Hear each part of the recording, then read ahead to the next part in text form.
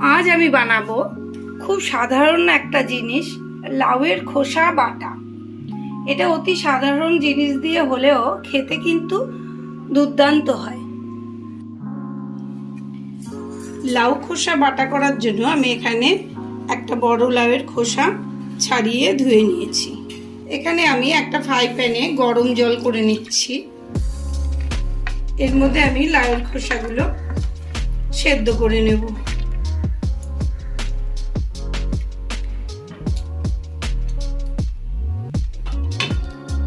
এটাকে আমি ঢেকে 5 মিনিট সেদ্ধ করে নেব।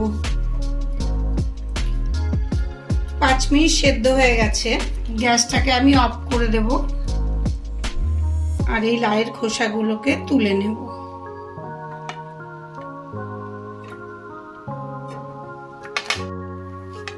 লাউয়ের খোসাটা আমি তুলে নিয়েছি, এটাকে ভালো করে ঠান্ডা করে নেব। লাউ খোসাগুলো আমার ঠান্ডা হয়ে গেছে। এবার আমি এগুলোকে একটা মিক্সির বোলে নিয়ে নেব।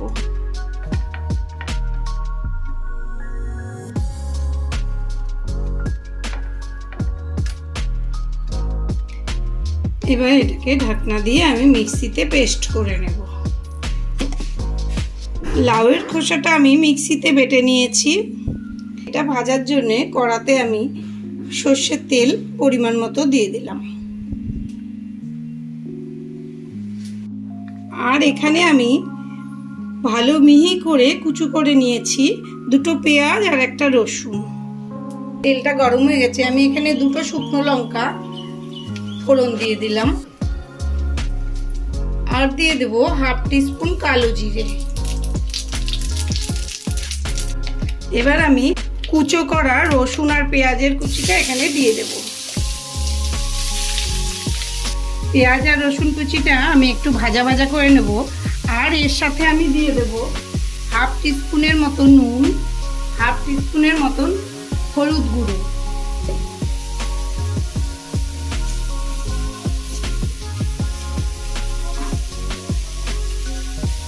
পেঁয়াজ কুচি আর রসুন কুচিটা দিয়ে আমি একটু ভেজে নিলাম, এর কাঁচা গন্ধটা চলে গেছে। এবার আমি এতে ঢেলে দেব লাউয়ের খোসা বাটাটা।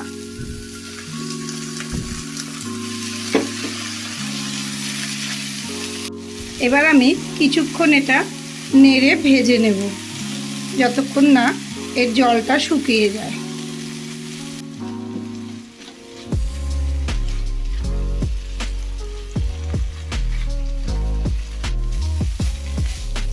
লাউয়ের খোসা বাটাটা আমার অনেকটাই ভেজে এসছে।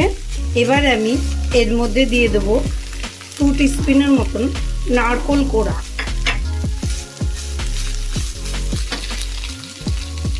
আর দিয়ে দেবো হাফ টিস্পুন চিনি।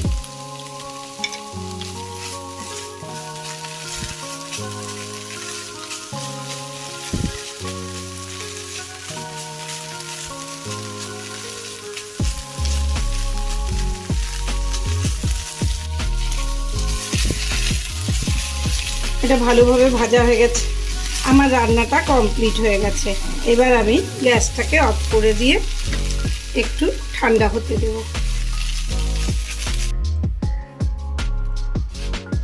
তাহলে আমার তৈরি হয়ে গেল লাউ খোসা বাটা।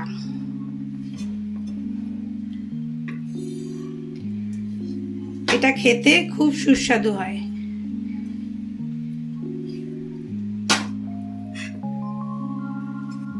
তাহলে আমার তৈরি হয়ে গেল লাউ খোসা বাটা। আপনাদের যদি আমার এই ভিডিওটি পছন্দ হয়ে থাকে তাহলে অতি অবশ্যই আমাকে লাইক ও কমেন্ট করে জানাবেন আর আমার চ্যানেলটিকে সাবস্ক্রাইব করে দেবেন। ধন্যবাদ।